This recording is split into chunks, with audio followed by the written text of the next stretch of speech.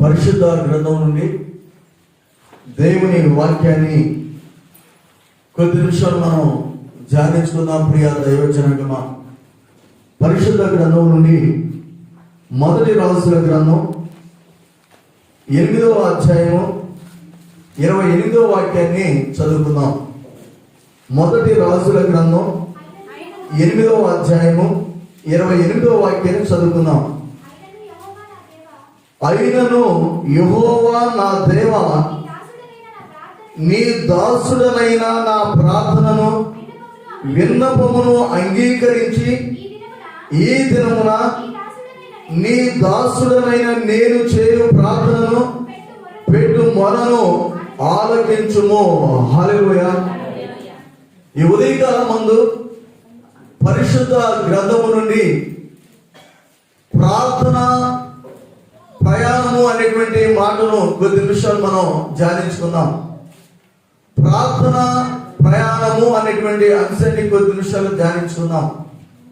విశ్వాసి జీవితానికి, విశ్వాసి కుటుంబానికి ప్రార్థన అనేది చాలా ప్రాముఖ్యము. ప్రియ దైవ జనగమా, ప్రతి ఆదివారము దేవుని సన్నిధికి, దేవుని మందిరానికి మనం వస్తూ ఉన్నాం. దేవుని సన్నిధికి మనం వచ్చేది ఆత్మతోనూ సత్యముతోనూ దేవుని యొక్క పరిశుద్ధ నామాన్ని ఆరాధించి ఘనపరచడానికి ప్రభు మందిరానికి వస్తూ ఉన్నాం. అదే సమయంలో ఆత్మీయంగా మనం బలపడటానికి, ఆత్మీయంగా మనం ఎదగటానికి, ఆత్మీయంగా వర్ధిల్లటానికి, ఆత్మీయంగా అభివృద్ధి చెందడానికి, ఆత్మీయంగా దీవించబడాలన్నా, ఆత్మీయంగా మనం హెచ్చించబడాలన్నా మన జీవితాల్లో కావాల్సినది ఏమిటంటే ప్రార్థన. ప్రార్థన అనేది ఒక వ్యక్తి యొక్క జీవితానికి చాలా ప్రాముఖ్యము. ప్రార్థనగా దేవునితో మాట్లాడుట, ప్రార్థనగా దేవునితో ముచ్చరించుట, ప్రార్థనగా దేవునితో సంభాషించుట. ఎంత ఎక్కువగా ప్రార్థన చేస్తే అంత ఎక్కువగా మనం దీవించబడతాం. ఎంత తక్కువ ప్రార్థన మన జీవితాల్లో ఉంటే అంత తక్కువగానే ఆశీర్వాదాలు మనకు ఉంటాయి. మన జీవితాల్లో ప్రార్థన లేకపోతే ఆశీర్వాదాలు అనేవి కూడా మనకు ఉండవు. ప్రియ దైవ జనాంగమా, కాబట్టి కుటుంబ వ్యవస్థకు, ఒక కుటుంబానికి ఏం కావాలంటే ప్రార్థన కావాలి. అందుకే దేవుడు మన గ్లోరీ ఆఫ్ క్రైస్ట్ పరిచర్యను ప్రేమించి 2007వ సంవత్సరం ఫిబ్రవరి 11వ తారీఖున 2 వ్యక్తులతో ప్రారంభించబడినటువంటి ఈ సంఘము నేటికి 50 సంఘాలుగా దేవుడు ఆశీర్వదించడానికి గల కారణం ఏమిటంటే కేవలము ప్రార్థన ఒకటే. ప్రియ దైవ జనగమా, ప్రారంభంలో ఒక పూట ఏర్పాటు చేసేవాళ్ళం ఉపవాస ప్రార్థన, ఆ తర్వాత ఒక రోజు ఏర్పాటు చేసేవాళ్ళం, ఆ తర్వాత 3 రోజులు ఉపవాస ప్రార్థన, ఆ తర్వాత 2016 సంవత్సరంలో 6 రోజులు ఉపవాస ప్రార్థన, 2017 సంవత్సరంలో దేవుడు 40 దినాలు పగలు రాత్రి ఉపవాస ప్రార్థన ఏర్పాటు చేయమని ప్రభు బయలుపరిచాడు.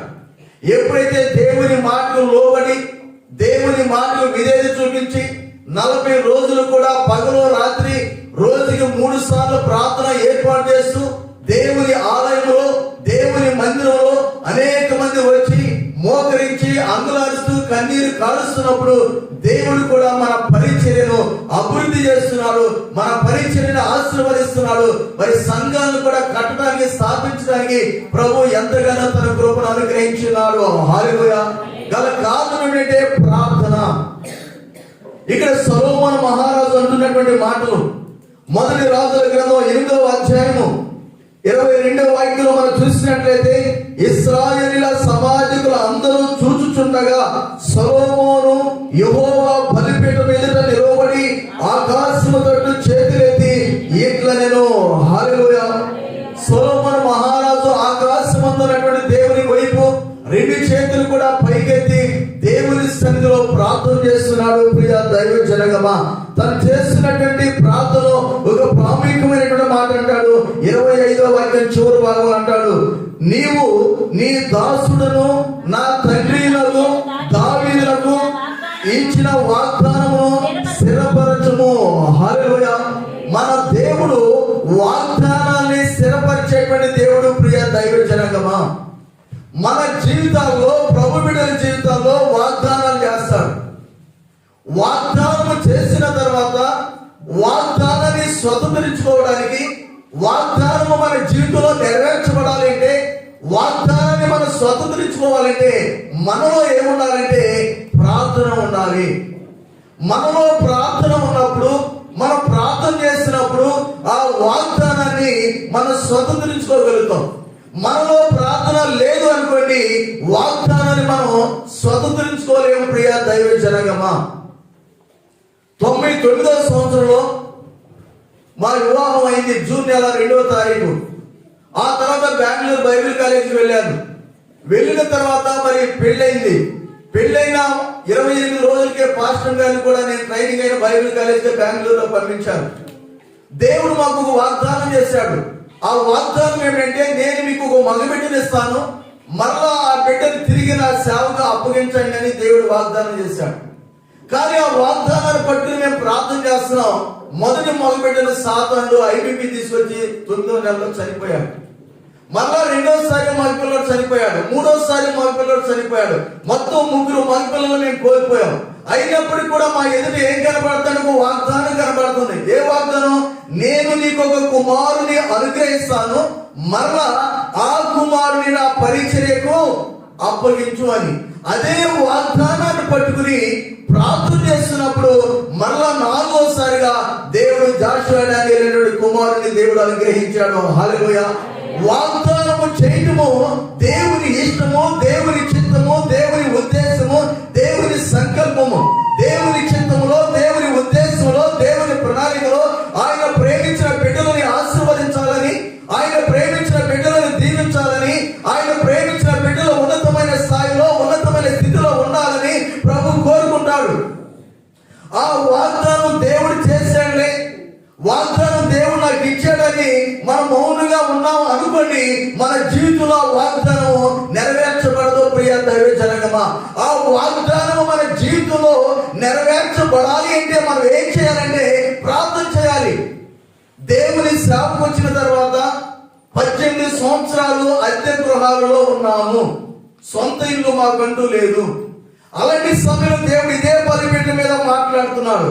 PC 13 అనే ఇంటి కొరకు ప్రార్థన చేయండి, ఆ స్థలాన్ని నేను మీకు ఇవ్వబోతున్నాను, అది 1,62,000 రూపాయలకి స్థలం వస్తుందని దేవుడు వాగ్దానం చేశాడు. ఇదే బలిపీఠం మీద వాగ్దానం పట్టుకుని ప్రార్థన చేస్తూ ఉన్నాం. ప్రభువా, PC 13 అనేటువంటి స్థలాన్ని అమ్మనంటున్నారు పోలీస్ క్వార్టర్స్ లో, కానీ నువ్వు 1,62,000 రూపాయలకి ఆ స్థలాన్ని ఇస్తానని వాగ్దానం చేస్తున్నావు.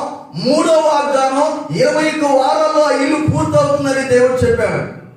ఇది ఎట్లా సాధ్యమని ప్రార్థన చేస్తున్నప్పుడు అమ్మనని చెప్పినటువంటి వారు ఆ స్థలాన్ని అమ్మారు.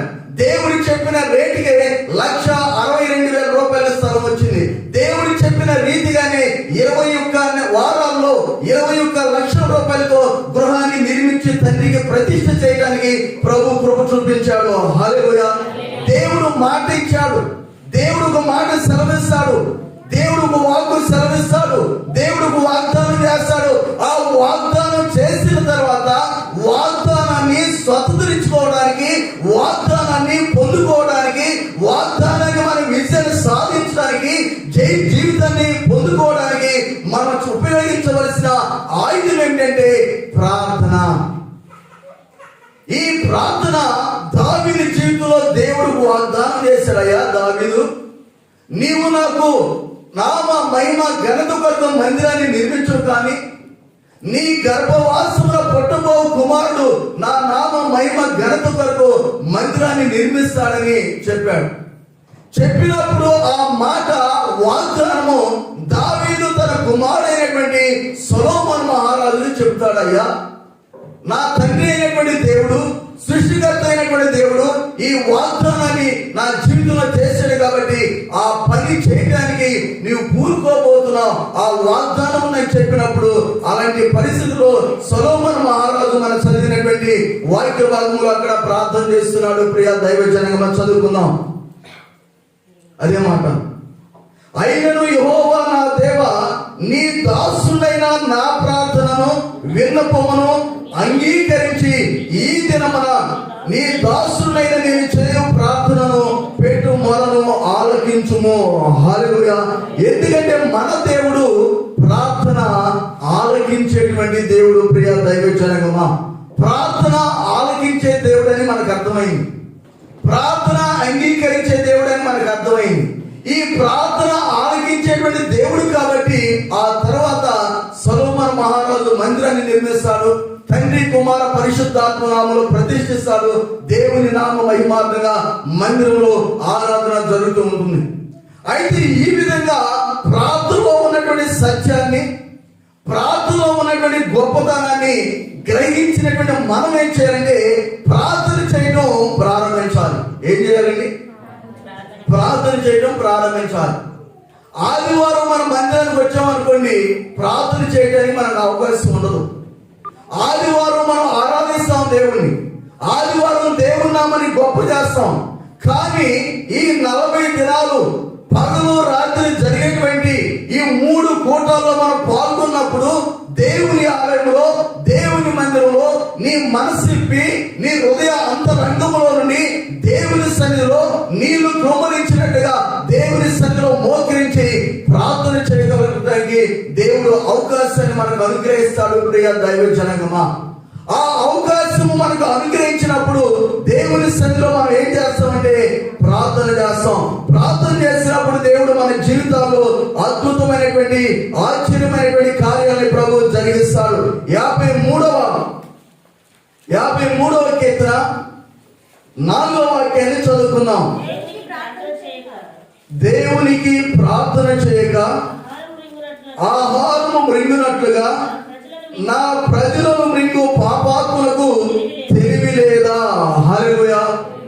ఎవరంటే మీరు దేవునికి ప్రార్థన చేయక ఆహారము మృంగునట్లుగా నా ప్రజలను మృంగు పాపాత్ములకు తెలివి లేదా అని ఎవరంటున్నారంటే దేవుని వాక్యంలో దావీదు మహారాజు అంటాడు ఇక్కడ. కాబట్టి మన ప్రార్థన ప్రయాణంలో ఎలాంటి ప్రార్థన మొట్టమొదటిగా మనం నేర్చుకోవాలి, ఏ విధమైనటువంటి ప్రార్థన మనం చేయాలి అంటే సర్వసాధారణమైన ప్రార్థన. మొదటి మాట సర్వసాధారణమైన ప్రార్థన. ఈ సర్వసాధారణమైనటువంటి ప్రార్థన ఏ సమయంలో, ఏ సందర్భంలో, ఎందుకు మనం ప్రార్థన చేస్తాము అంటే ఉదయకాలం ముందు మనం ఇంటి దగ్గర బయలుదేరి చర్చికి వచ్చాము. ఇక్కడికి చర్చికి వచ్చే సమయంలో మనం ప్రార్థన చేసుకుంటాం. ప్రభువా, నేను ఈ సన్నిధికి వెళ్తున్నాను, నువ్వు నా తోడై నడిపించమని ప్రార్థన చేసుకుని బయలుదేరి వస్తాం. లేక మన రైట్ బ్యాంక్ నుంచి మార్చిలకి ఒక ఊరు ప్రయాణమై వెళ్తాం. ప్రయాణం కొరకు మనం ప్రార్థన చేసుకుంటాం. ప్లేట్లో భోజనం పెట్టుకుని అన్నం తినేటప్పుడు ప్రార్థన చేసుకుని ఆహారాన్ని మనం భుజిస్తాం. లేక రాత్రిపూట పండుకునేటప్పుడు ఆ పడగకు వెళ్ళబోయే ముందుగా దేవుని సన్నిధిలో మోకరించి మనం ఏం చేస్తామంటే ప్రార్థన చేసుకుని మంచం ఎక్కుతాం.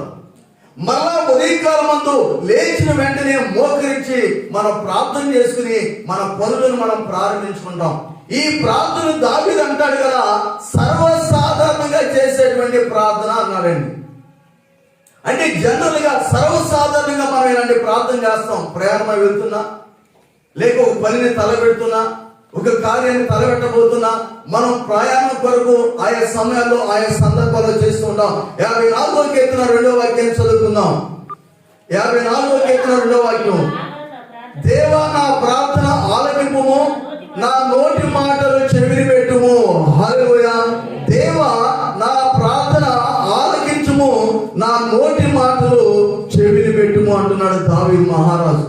అయితే మనం ఎందుకు ప్రార్థన చేస్తామంటే మనం చేసేటువంటి ప్రార్థన, మన నోటిలో వచ్చేటువంటి మాటల్ని దేవుడు లక్ష్య పెడతాడు అని మనం నమ్మినప్పుడు, నా నోటిలో వచ్చేటువంటి మాట దేవుడు అంగీకరిస్తాడని మన విశ్వాసం ఉంచినప్పుడు, మనం నమ్మకం ఉంచినప్పుడు మనం ఏం చేస్తామంటే ప్రార్థన చేస్తాం. ఉదాహరణ దినమందు మన మందిరం దగ్గరికి వచ్చాను. పగటి కాలం మందు వచ్చినప్పుడు ఇదే వరండాలో బ్రాందీ సీసాలు పగలు కొట్టి గాజు పెంకులు మొత్తం కూడా వేసి ఉండే. వెంటనే కళ్ళమ్మటి నీళ్ళు ఆగలేదు. ప్రభువా, ఇది దేవుని మందిరము, దేవుని ఆలయము అయినప్పటికీ కూడా ఈ చుట్టూ ప్రహరీ కూడా లేకపోమట్టే కదా, మరి త్రాగుబోతులు అందరూ కూడా బ్రాందీ షాప్ దగ్గర ఉందని వచ్చి ఈ సీసాలు ఇక్కడే తాగి చర్చి వరండాలో పగలు కొట్టారని చాలా బాధ అనిపించింది. ఇంటికి వెళ్ళిన తర్వాత ప్రార్థన చేయడం ప్రారంభించాను.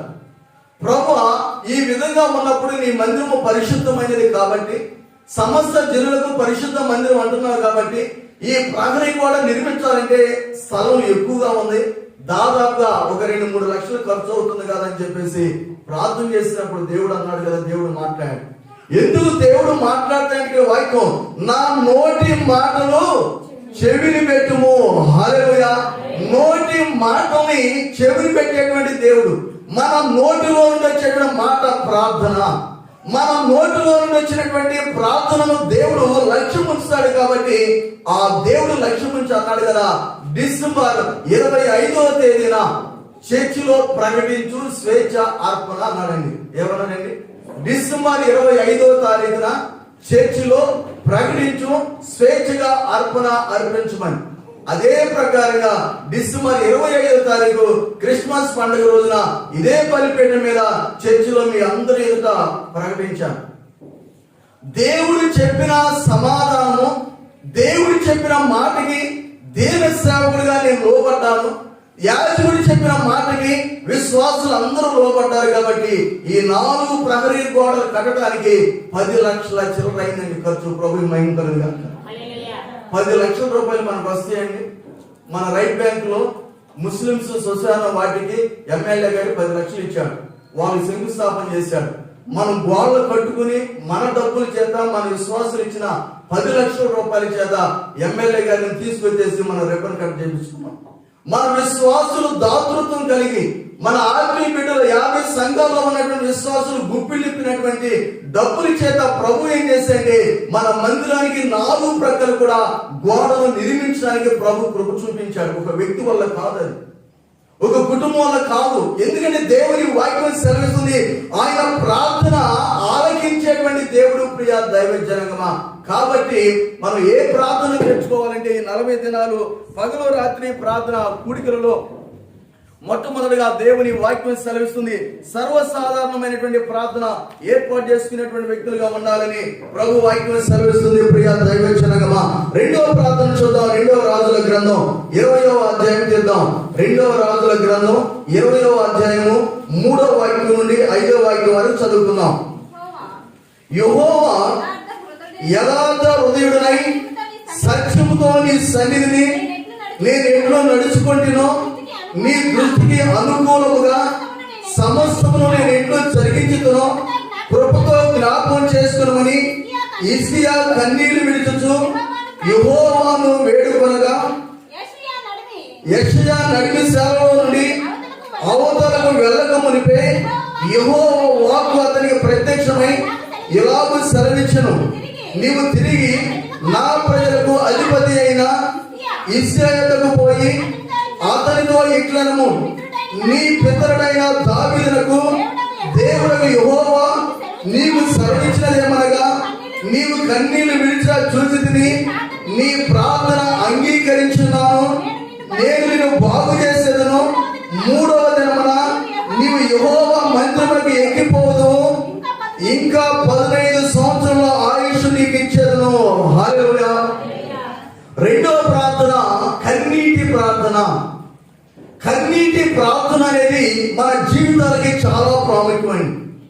ఎప్పుడు మనం కన్నీటి ప్రార్థన చేస్తాము అంటే మన ఎదుట అధికమైనటువంటి సమస్యలు ఉన్నప్పుడు, ఎక్కువగా సమస్యలు ఉన్నప్పుడు, కష్టాలు ఎక్కువగా ఉన్నప్పుడు, బాధలు ఎక్కువగా ఉన్నప్పుడు, ప్రాముఖ్యమైనటువంటి అవసరతలు మన ఎదుట ఉన్నప్పుడు దానిని అధిగమించడానికి, దాన్ని ఎదుర్కోవడానికి మనం ఏం చేస్తామంటే కన్నీటి ప్రార్థన అనేటువంటి ఆయుధాన్ని ఉపయోగిస్తాం. 3 పూట్ల అన్నం తింటూ సంతోషంగా ఆనందంగా ఉన్నాం అనుకోండి, కన్నీటి ప్రార్థన చేయం. ఎప్పుడు కన్నీటి ప్రార్థన చేస్తాం?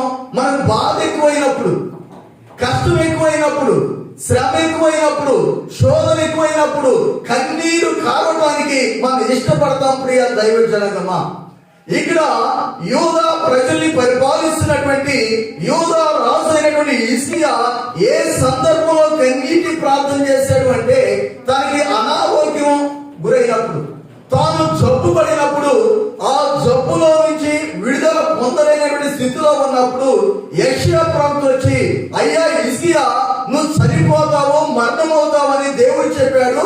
నీ ఇంటిని చక్కదిద్దుకోమని యెషయా ప్రవక్త చెప్పినప్పుడు ఆ మాటను స్పందించాడు.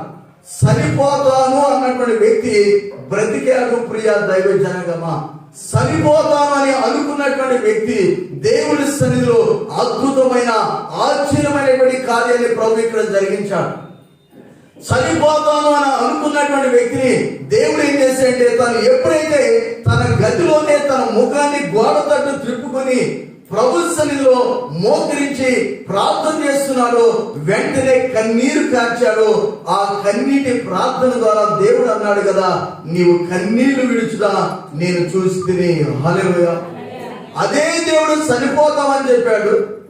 అదే దేవుడు ఇప్పుడు ఏమన్నాడు, నీ ఆయుష్ నేను నిన్ను బాగు చేస్తున్నాను, నేను నిన్ను స్వస్థపరుస్తున్నాను, నీ ఆయుష్ని 15 సంవత్సరాలు ఇస్తున్నాను అని చెప్పన్నాడు. మన జీవితాల్లో మన కుటుంబాల్లో కూడా దేవుడు మన కన్నీటి ప్రార్థన చేసినప్పుడు మొట్టమొదటిగా బాగు చేస్తాడు. బాగు చేసిన తర్వాత మనకి ఆయుష్నిస్తాడు. ఆ తర్వాత చూస్తే నిన్ను బయట పట్టాన్ని కూడా కాపాడుతాను అంటాడు. నీ కుటుంబాన్ని దేవుడు కాపాడతాడు, నీ కుటుంబానికి భద్రతనిస్తాడు. ఎందుకంటే దేవుని వాక్యం సెలవుస్తుంది, నువ్వు చేస్తున్నటువంటి కన్నీటి ప్రార్థన శక్తివంతమైనది. ప్రియ దైవ జనగమా, హల్లెలూయా. మనం చేసే కన్నీటి ప్రార్థన శక్తివంతమైంది. మన పరిచర్య, మన సంఘం పెట్టిన కొత్తలో అప్పుడు చర్చి కట్ల ఇంట్లోనే ప్రార్థన జరుగుతూ ఉండేది. చింతతండాకి వెళ్ళాం, ఇంటింటికి వెళ్ళి కరపత్రికలు ఇచ్చి సువార్త ప్రకటించడానికి. అయితే ఇద్దరు వెళ్ళాం అన్నమాట. సిస్టర్స్, మరి మన ఇక్కడే ఉన్నారు సిస్టర్స్, ఇద్దరు వెళ్ళారు ఆ ఇంటికి. ఆ ఇంటికి వెళ్ళినప్పుడు ఒక అమ్మాయికి ఆరోగ్యం బాగలేదు. ఆ అమ్మాయి పేరు లక్ష్మి, వయసు 21 సంవత్సరాలు. అయితే ఆ అమ్మాయి యొక్క పరిస్థితి ఏమిటంటే, నిమ్స్ హాస్పిటల్లో జాయిన్ చేశారు హైదరాబాద్. నిమ్స్ హాస్పిటల్లో జాయిన్ చేసి నిమ్స్ హాస్పిటల్లో చనిపోతుంది, ఇంటికి తీసుకెళ్ళిపోండి అన్నారు. వాళ్ళు చింతదండ వాళ్ళ ఇంటికి తీసుకొచ్చేసి వాళ్ళ ఇల్లు ఇక్కడైతే నేను నిలబడిన చోటైతే మన ఇక బయట నాపర వేసినటువంటి ఖాళీ ప్లేస్ ఒక యాప చెట్టు ఉంది. యాప చెట్టు కింద ఒక మంచం వేసి ఆ నులక మంచంలో ఈ అమ్మాయిని పడుకోబెట్టారు. ఆ అమ్మాయి దగ్గరికి వెళ్ళడానికి ఎవరు ఇష్టపడట్ల, వాసన వస్తుంది, ఆహారం పోవట్లేదు, మరి అన్ని కూడా మంచంలో అయిపోతా ఉండే. ఈ విషయం నా దృష్టికి వచ్చింది. నాతో పాటు ఇంకా కొంతమంది బ్రదర్స్ ఉన్నారు. వెంటనే నా దగ్గరికి వచ్చి సిస్టర్ చెప్పారు, మన సహోదరులు. వెంటనే నేను అక్కడికి వెళ్ళి వాళ్ళ దగ్గర కొబ్బు నూనె తీసుకుని ఆ మంచం దగ్గర మోకరించి తల మీద చేతులు పెట్టి ప్రార్థన చేసినప్పుడు ఆ అమ్మాయి పేరు లక్ష్మి, వాళ్ళ నాన్నగారి పేరు శర్తయ్య. ఆమె వెంటనే ప్రభు బాగు చేశాడు, స్వస్థపరిచాడు. ప్రభుకి మహిమ కలుగును గాక, బ్రతికింది.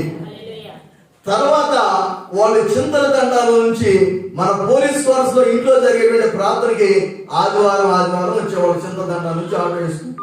తర్వాత ఒక 5-6 వారాలు వచ్చిన తర్వాత ఆ ఇళ్ల పక్కన వాళ్ళ యొక్క కులస్తులు అందరూ కూడా అన్నారంట, మన దేవుడు వేరు, మీరు వెళ్ళి ఆ యేసు ప్రభువుని కలిసిపోయాడు, మిమ్మల్ని కులంలో నుండి వెళ్ళేస్తాం, చింతల దండా నుంచి మీరు సాగర ప్రార్థనకి వెళ్ళడానికి లేదని వాళ్ళని ఆటంకపరిచారు. వాళ్ళకి ట్రాక్టర్ కూడా ఉంది, వాళ్ళ ట్రాక్టర్ నడిపిస్తాడు సాయంలో ట్రాక్టర్ ఇంతకు ముందు. కాబట్టి వెంటనే మరి ఆ యొక్క అన్నొచ్చి నాతో చెప్పాడు, పాస్టర్ గారికి మేము ప్రార్థనకు రాము, మీరు చేసిన ప్రార్థన పెట్టి మా అమ్మాయి బ్రతికింది, నిమ్స్ హాస్పిటల్లో డాక్టర్లు సరిపోతారన్నారు, యేసు ప్రభువారు గొప్ప దేవుడు, యేసు ప్రభువారు మేము మర్చిపోము, కానీ మా కుల కట్టుబాట్లు బట్టి మేము చింతల దండాలని ఉండిపోతామని వాళ్ళ ప్రార్థన ఆగిపోయారు. కానీ దేవుని వాక్యం ఇక్కడ ఎవరిని బాగు చేసిందండి? హిజ్కియా రాజుని బాగు చేసింది. కన్నీటి ప్రార్థన మన మందిరంలోనికి వచ్చి, దేవుని ఆలయంలోనికి వచ్చి, దేవుని సన్నిధికి వచ్చి మోకరించి అంగలారుస్తున్నప్పుడు ఆ కన్నీటి చుక్కలు, కన్నీటి ప్రార్థన దేవుడు చూస్తాడు. ప్రియ దైవ జనగమా, అలాంటి కన్నీటి ప్రార్థన ఆలకించి హిజ్కియా యొక్క జీవితంలో దేవుడు స్వస్థపరిచాడంటే, బాగు చేశాడు, ఆయుష్నిచ్చాడు, ఆ తర్వాత కాపాడాడు. 15 సంవత్సరాల ఆయుష్తో ప్రభు దీవించాడు. ఈ ఉదయకాలంలో ప్రభు మనతో మాట్లాడుతున్నారు. రెండవదిగా మన జీవితాల్లో కూడా మనం ఏం నేర్చుకోవాలంటే కన్నీటి ప్రార్థన చేయాలనేటువంటి మాటలు మనం నేర్చుకోవాలని దేవుని వాక్యం సెలవుస్తుంది. మూడవది చూసినట్టే ఎజ్రా గ్రంథం 8వ అధ్యాయము 23వ వాక్యాన్ని చదువుకుందాం. ఎజ్రా గ్రంథం 8వ అధ్యాయం 23వ వాక్యం. మేము ఉపవాసం ఉండి ఆ సంగతిని బట్టి మా దేవుని వేడుకొనగా ఆయన మా మనవిని అంగీకరించెను. హల్లెలూయా.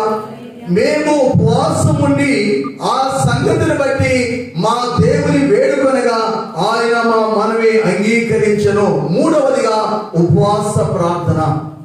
మన ప్రార్థన ప్రయాణంలో మనం ఉపయోగించవలసిన ఆయుధం ఏమిటంటే ఉపవాస ప్రార్థన.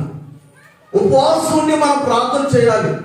ఇశ్రాయేలు ప్రజలు 21వ వాక్యంలో చూస్తే, దేవుని సన్నిధిని మమ్మల్ని మేము దుఃఖపరుచుకుని మాకును మా చిన్నవారికి మా ఆస్తికిని శుభ ప్రయాణము కలుగునట్లుగా ఆయనను వేడుకొనుటకు అహవా నది దగ్గర ఉపవాసముండని ప్రకటించితివి. హల్లెలూయా.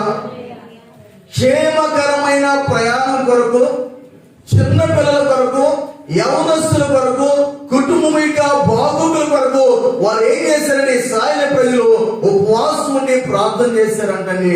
దేవుడు వారి ప్రార్థన ఆలకించి వారి ప్రయాణంలో దేవుడు తోడై నడిపించాడు. వారికి దేవుడు ఆరోగ్యాన్ని ఇచ్చాడు, వారి శక్తిని ఇచ్చాడు, బలాన్ని ఇచ్చాడు. వారి వెంటనే వారి ప్రయాణం అంతా కూడా క్షేమకరంగా జరిగినట్టుగా దేవుని వాక్యంలో మనం చూస్తున్నాం. అయితే ఒక కార్యాన్ని మనం తలపెట్టినప్పుడు, ఒక పనిని మనం తలపెట్టినప్పుడు ఏ ఆయుధాన్ని ఉపయోగించాలంటే ఉపవాస ప్రార్థన. ప్రియ దైవ జనాంగమా, ఉపవాస ప్రార్థనకు మించినటువంటి ఆయుధము లేదు. ఉపవాస ప్రార్థనకు సాటైనది మరొకటి లేదు. అది కాదు అనుకుంటే ఉపవాస ప్రార్థన ద్వారా దేవుడు సాధ్యపరుస్తాడు. అది అవును అని అనుకుంటే ఉపవాస ప్రార్థన ద్వారా దేవుడి కార్యాన్ని జరిగిస్తాడు. ప్రియ దైవ జనాంగమా, ఉపవాస ప్రార్థన 1995వ సంవత్సరంలో 94వ సంవత్సరంలో నాది డిగ్రీ అయిపోయింది, పాస్ అయ్యాను. మొట్టమొదటిగా పీజీ ఎంట్రన్స్ అనేది మా బ్యాచ్ తోనే స్టార్ట్ అయింది 95వ సంవత్సరంలో. అంతకు ముందైతే డిగ్రీలో వచ్చిన మెరిట్ లిస్ట్ బట్టి ఎంఏ, ఎంకామ్, ఎంఎస్సీ సీట్లు ఇచ్చేవాళ్ళు యూనివర్సిటీలో. కానీ మా బ్యాచ్ లో ఏమని అనౌన్స్ చేశారంటే, స్టేట్ వైడ్ గా, యూనివర్సిటీ వైడ్ గా ఎంట్రన్స్ టెస్ట్ పెడతాం.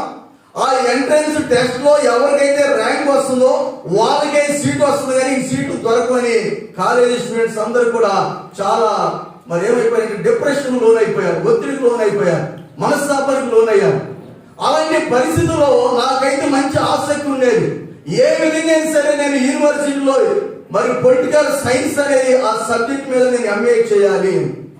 కానీ ఆ సమయం ఆసనం అవుతుంది. నా జీవితంలో ఒక తీర్మానం చేసుకున్నాను, ప్రభా ఆ ఎంట్రన్స్ టెస్ట్ మే 21వ తేదీన జరగబోతుంది కాబట్టి ప్రతి శనివారం ఉపవాసం నేను ప్రార్థన చేసుకుంటాను. నాకు ఆ ఎంఏ పొలిటికల్ సైన్స్ అనే సబ్జెక్ట్ మీద ఎంఏ సీట్ నాకు యూనివర్సిటీలో దయచేయమనే ఒకే ఒక అంశం. ఈ అంశం మీద ప్రతి శనివారం ఉపవాసం ప్రార్థన చేసేవాడిని. ఎట్లయినా సరే కాలేజీ సీట్ సంపాదించాలని ఒక రూమ్ తీసుకుని 6 మా ఫ్రెండ్స్ 6 కూడా చదివేవాళ్ళం. 4 గవర్నమెంట్ ఉద్యోగాలు మాకు లెక్చరర్లుగా వచ్చినాయి. 2 SI 6 కూడా గవర్నమెంట్ ఉద్యోగాలు సంపాదించారు మా ఫ్రెండ్స్ సర్కిల్ మొత్తం కూడా. అలాంటి పరిస్థితుల్లో ఆ సమయం రాని వచ్చింది. ఆ పేపర్ చూసిన వెంటనే అన్ని తెలిసిన ప్రశ్నలు వచ్చినాయి. ప్రియ దైవ జనాంగమా, స్టేట్ వైడ్ గా 73వ ర్యాంక్ వచ్చింది. MA seat political science Nagarjuna యూనివర్సిటీలో ప్రభు ఇచ్చాడు. ప్రభు మహిమ గాక. ఉపవాస ప్రార్థనకు మించినటువంటి ఆయుధము మరొకటి లేదు. అది ఎలాంటిదైనా సరే మన మానవ కోణంలో, మానవ రీత్యా, మానవ పద్ధతులు చూస్తే అది కష్టమని మనకు అనిపించింది. కానీ నీ ఇంట్లోనే నువ్వు మోకరించి, నీ గదిలోనే నువ్వు మోకరించి, నీ మందిరంలోనే నువ్వు మోకరించి ఉపవాసం ఉండి అన్నపానాలు మాని ఒక పూటైనా ఒక రోజైనా ఆ అంశం కొరకు ఎత్తి పట్టినట్లయితే, విజ్ఞాపన చేసినట్లయితే, రోధించినట్లయితే నీ జీవితంలో అద్భుతమైన ఆశ్చర్యమైన కార్యాన్ని ప్రభు జరిగిస్తాడు. ప్రియ దైవ జనాంగమా, ఉపవాస ప్రార్థన శక్తివంతమైనటువంటి ప్రార్థన. ఈ ఉదయకాలం మందు దేవుడు మనతో మాట్లాడే 3 లక్షణాలు, 3 మాటలు. ప్రార్థన ప్రయాణము. సొలొమోను మహారాజు ఆ ప్రార్థన ప్రయాణంలో పయనిస్తూ ముందుకు కొనసాగాడు. ఆ ప్రార్థన దేవుడు ఆలకించాడు. తర్వాత దావీదు అన్నాడు, సర్వసాధారణమైన ప్రార్థన. మన ప్రయాణాల కొరకు తినేటప్పుడు, పడుకునేటప్పుడు, ఏ పని చేసినా ప్రార్థన చేసుకుని మనం పనిని ప్రారంభించాలి. రెండవ ప్రార్థన కన్నీటి ప్రార్థన. నీకు బాధ ఎక్కువైనప్పుడు, కష్టాలు ఎక్కువైనప్పుడు, శ్రమలు ఎక్కువైనప్పుడు నువ్వు ఉపయోగించవలసిన ఆయుధము కన్నీటి ప్రార్థన. మూడవ ప్రార్థన, ఇది నా వల్ల కాదు, ఇది నేను చేయలేను, మా పరిస్థితి ఇంతేనని నీలో నీవు పూర్తిగా డిప్రెషన్ లోనైనప్పుడు ఉన్నప్పుడు ఉపయోగించవలసిన ఆయుధం ఏంటంటే ఉపవాస ప్రార్థన. కాబట్టి దేవుడు ఈ 40 పగళ్ళు 40 రాత్రులు దేవుడు